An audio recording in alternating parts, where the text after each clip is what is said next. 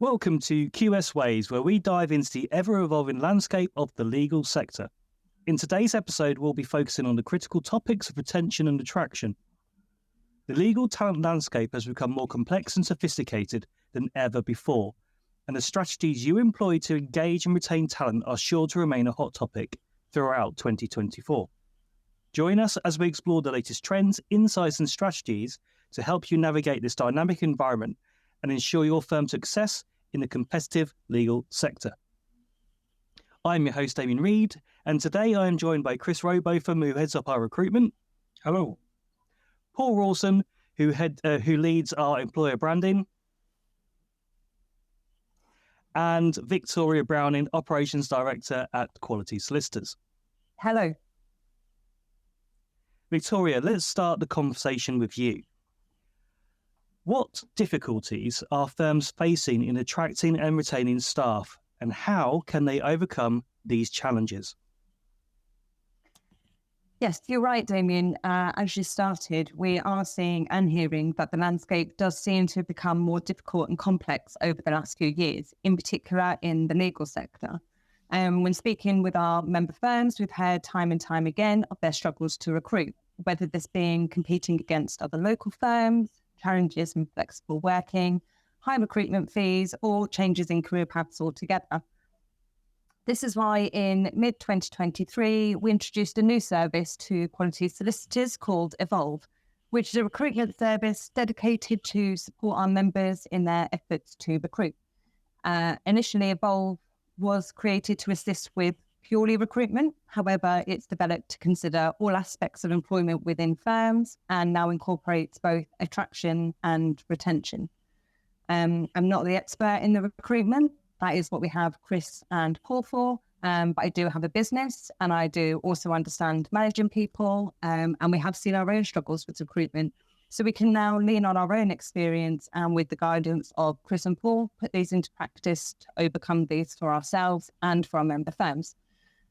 This year at Quality Solicitors, we've developed the QS Way, a philosophy rooted on 4 essential pillars. And one of the key pillars of the QS Way is people. And we say that people are your business is people. By having a strong service that focuses on both recruitment through our partnership with Chris and employer branding with Paul, we're helping our firms to stand out in their recruitment drive. But also on the flip side, by also focusing on employee engagement, we help to escape the difficulty in the need for recruitment and assist firms by looking within their own businesses and their own people and how to retain them. So with all of this combined, we hope to overcome some of the challenges that are being seen. So I think we can probably go to Chris to explore the current market conditions and things for us to consider. Thank you. Yes, I think it's still quite early into 2024, but the signs are really that we are already heading into a talent short market. Companies appear to be retaining their staff well. And of course, if we do try and put ourselves into the mind's eye of candidates with an uncertain economy, clients really do have to start to offer compelling packages, be it financial and non-financial, to attract that top talent. Thank you, Victoria and Chris. I want to continue on that same subject, but look at it from an engagement perspective. So continuing with the subject of difficulties firms are facing in attracting, retaining staff, what are the challenges firms face when it comes to the engagement side? Paul? Well, it starts off around the candidate journey, where people are finding out about what the culture of a business is like and what that means to them as a future employee. That's really important for firms to get right, to manage all of those stories and to portray those stories out to potential candidates in a really positive way that sells and oversells the business as an employer of choice. And that's really important moving forward. With lots of firms have lots of great stuff going on and have lots of employee benefits and lots of reasons why people should join firms. It's just making all of those stories accessible to potential people that might want to join. And what would you say would be the best way to get those stories accessible? Yeah, that's a really good question, isn't it? I think it's people see themselves in other people. So as an example, it might be that you might have people in your firm that have gone on their own career journey with your firm, from being a legal assistant or a paralegal all the way up to a partner, and having those journeys for people to see where they can grow their own careers in firms and stay at firms for a long time, because that's obviously what Chris mentioned around retaining people and people wanting to retain good people. It's about making those stories accessible to people that are like them. So all it is really is understanding the type of people that you want to join your business that will really help your business grow and flourish. Build those stories of those people that are like that in your business at the moment, and tell that story to those potential candidates that might want to go on that journey with you in the short and the long term. Lovely, fantastic. Paul, I'm going to carry on the conversation with you. So when it comes, or how important in the process of recruitment is it for firms to highlight their culture and brand? And what is the most effective way for a firm to do this? I think it's really important in terms of understanding what your brand stands for. So your what they call an EVP, which is an employee value proposition. And there are a number of different things that make that up. But in this instance, you're talking about what your internal brand means to people and what it means to your current people. And then really, like I said before, it's just building those stories and taking them out to people who want to join your business. And the benefit of doing that through employer branding is that people can access those 24/7. They can access it when they want to, and when there might be a candidate that's in your recruitment process, as an example, that wants to understand, okay, well, what's the culture like at the business, and they might have that thought process when they're going through the recruitment process. Having that online somewhere in some kind of accessible format really makes it accessible for people to access 24/7, rather than having to ask that question in an interview or a follow-up question to the recruiter. Having an accessible format just really makes it easy for that potential candidate to get hold of it whenever. Thank you, Paul. That's a really good, some really good food for thought there. There's a lot of things that firms definitely need to take into account in 2024. And with the sort of modern era that we're living in at the moment, Chris, I'm gonna fire the next question at you. How has the shift to remote work impacted recruitment and retention strategies within the legal sector? Thank you. Yeah, I mean, in short, significantly, it's been a huge change. Candidates now expect flexibility rather than desire it. And in fact, they can be shocked when it's not provided. I would say flexible working is absolutely now one of the questions we get asked at every single approach call. In the same breath as we get asked about package, location, flexible working is absolutely the question that we get asked. And our advice is always to our clients, try and offer some flexibility. That's where you'll get the best people. And I think that will remain the same for this year and perhaps beyond. And this flexible working, would you say that that's just strictly for big cities, or should all firms really consider it? I think all firms. I think it's 2024. We've got to move on, and we can all work effectively. We've all worked effectively through COVID, and it can continue to be that way. That said, there is huge value bringing people back to the office. I think we're all seeing that as well. That's where I would always recommend a hybrid solution. Mm-hmm. Lovely. Victoria, what's your take on that?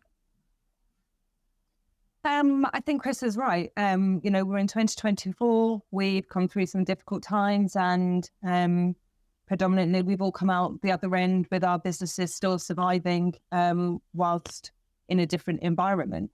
I think for me, in terms of employee engagement, this really comes down to the culture, again, I guess, that you've got within your firm, your core values, what you stand for, what is driving the thought process of the individuals within the firm, that makes the business succeed. So in terms of a strategy, I would say look at your communication links, How do people want to be communicated with? What technology have you got in place? How can you have Teams meetings, or still depend on your co-workers to have that engagement that they would have in an office place. Mm-hmm. Absolutely. Do you have any tips for our listeners in ways in which they can engage with their staff?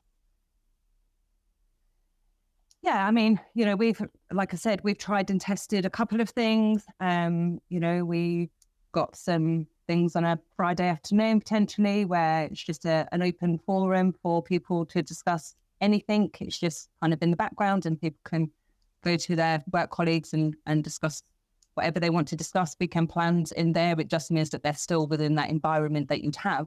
Team is very important in terms of employee engagement. It's where most people have their strongest relationships within the business. It's where all the personal interactions occur. It's where they learn. It's where, they've got their role models, and it's generally where they have their fun. And whilst they're working, fun is also an important factor in day-to-day work. So yeah, there's a couple of things you could do. Online events, quizzes. But that's kind of for team building, I guess, in terms of work, getting the work done. Again, speak to the team members, I guess. What do they want? What technology is going to make them more proficient in the work that they're doing? That's going to make it enjoyable for them, engaged. Yeah, lovely. I would probably add to that it's they need some type of platform or tool where they can work collaboratively. I think that's definitely a part of the remote working that maybe isn't as powerful in an office, but when you're away at home or a coffee shop or wherever someone's working, that collaborative work is definitely a strong aspect. Right, switching up the topic ever so slightly, but still obviously keeping on track with attraction and retention. Chris, I want to have the next question directed at you.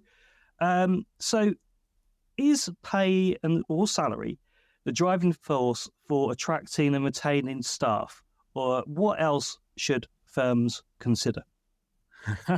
The $1 million question. Yeah, I think pay is still a driving force, but perhaps not the driving force that it was maybe 10, 15 years ago. When we talk to candidates, of course, they're going to ask that, and of course, they need to know that. But just as equally now, or perhaps a strong second, the company culture, the working from home policies we've already discussed. What's the company growth strategy? What perks do we have? What work-life balance do we have? What does a success story look like in this company? These are questions now that are equally important, especially to the newer generation to the workforce. Right, yes. So that kind of leads me on to the next question, which I think, Paul, you might be the best person to answer this. Is there a difference between generational expectation for attracting and retaining?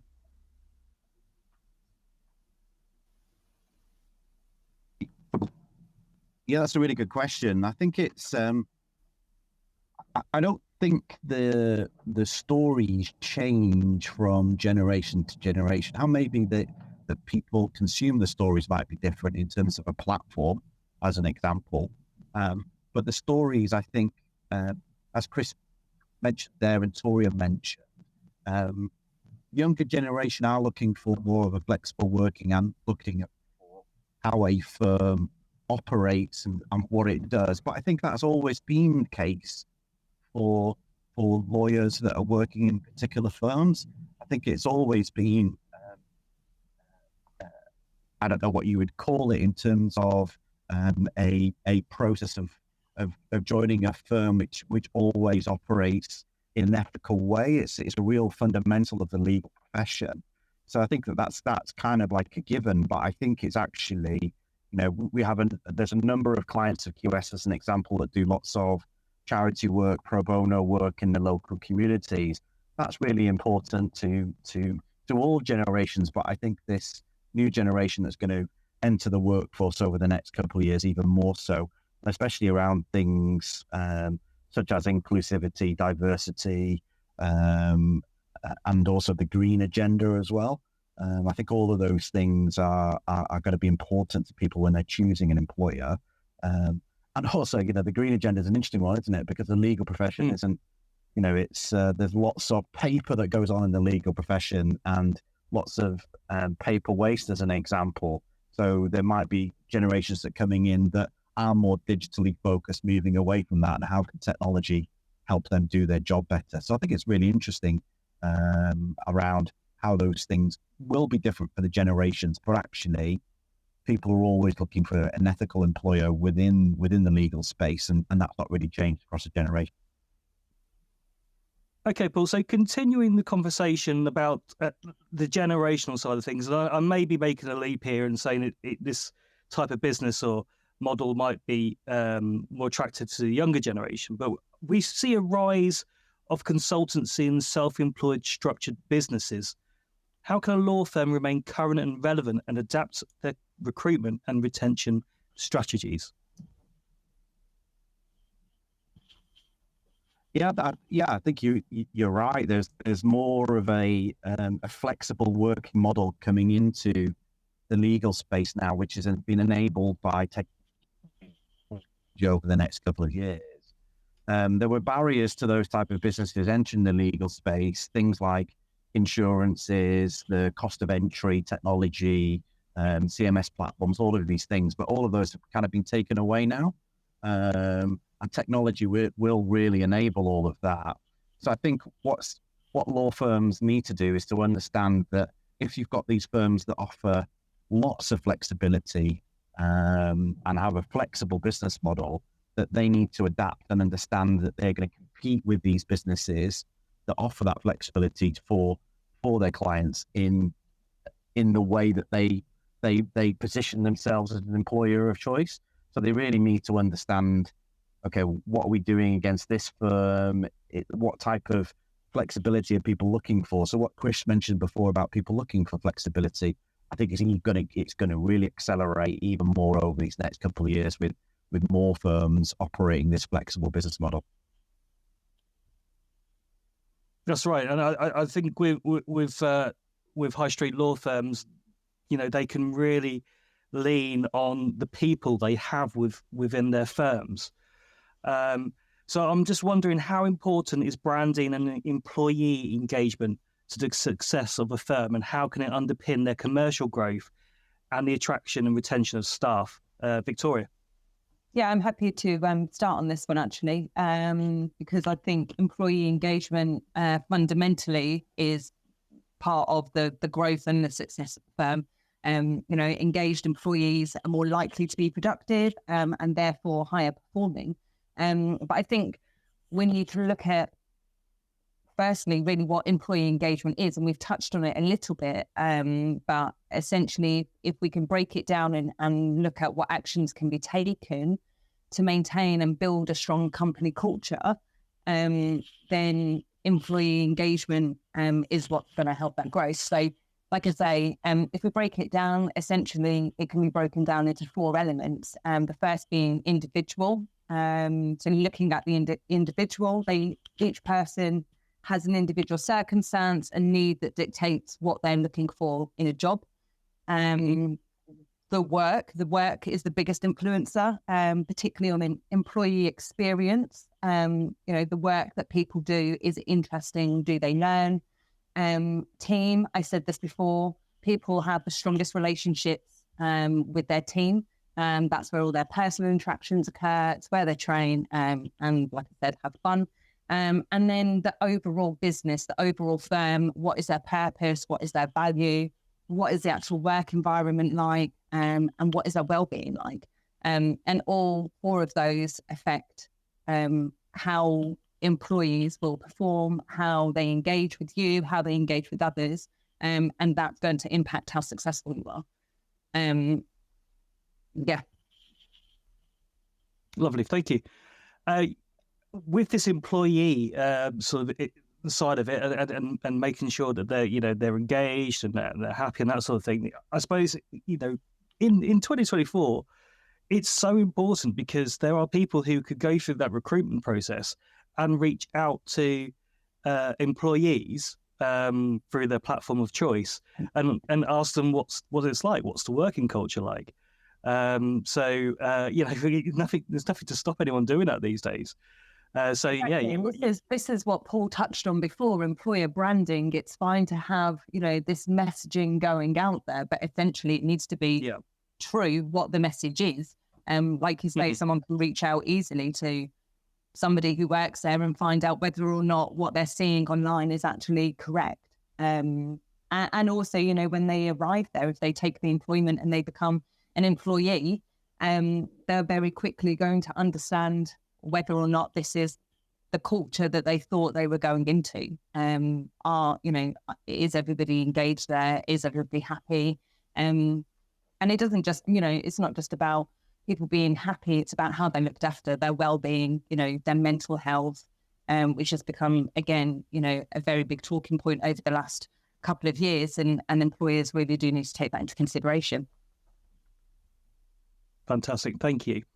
So taking into account everything that we've been talking about so far, I'm wondering, actually, this is a question for all of you. What are the real benefits of using a dedicated recruitment consultancy?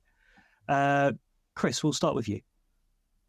Thank you. Yeah, I think the answer is partly in the question there. It's about having a dedicated expert. It's about having someone who's totally focused on recruitment, about driving that talent to your door. So it's a single point of contact for the client, a single point of contact for the candidate. You're tapping into years of experience of managing a process, and of course, years and years worth of candidates and contacts, and effectively a database. Those are the benefits that you get. Thank you, Chris. And Victoria, from an operations director point of view, what would be your take on that? Yeah, from an operations director point of view, and also, again, going back to this employee engagement, by having a dedicated recruitment consultant, they start to learn the culture of your business. They understand the right fit for your business. They understand how people are engaged, and that's going to accelerate kind of your process, your interview process of them knowing the type of person that you want to employ. Fantastic, thank you. So there's a lot to take away from today's discussion. I wonder if each of you could, if you could only provide one bit of advice for our listeners, what would it be? Paul? I think it would be generate some stories that will engage potential candidates to come and work for you. It's not hard to do, just takes a little bit of time to pull together, but generating the stories of why a potential candidate should join you, and I think bringing all of that together really engages the firm in terms of what it's like to work there. So I think that'd be my one tip to do. Lovely, thank you. Good tip. Victoria? My one tip, I would say start at the basics. If you've got core values, look at them, review them, assess them, who came up with them, and go out to the whole business and let everybody be a part of creating those core values. And then you can start to build the real culture within the firm and have the employee engagement. Brilliant, thank you. And last but not least, Chris? I think I would go for clarity on process. Be clear from the start what your interview process is going to be. Be clear how many stages you're going to have, and really try not to drag it out. So there's nothing that's going to put a candidate off more than multiple stages of interviews. I'd really recommend 2 stages max, and that way you really engage with the candidates properly, clearly, and they know exactly where they stand. Lovely. Thank you all for taking part in today's episode. And thank you for everyone who's tuning in today of this episode of QS Waves. We hope you've gained valuable insights into retention and attraction strategies within the dynamic legal sector. Stay tuned for more thought-provoking discussions on the ever-evolving landscape of law firms. We value your feedback, so please feel free to let us know your thoughts about today's subject. And until next time, thank you for listening and take care.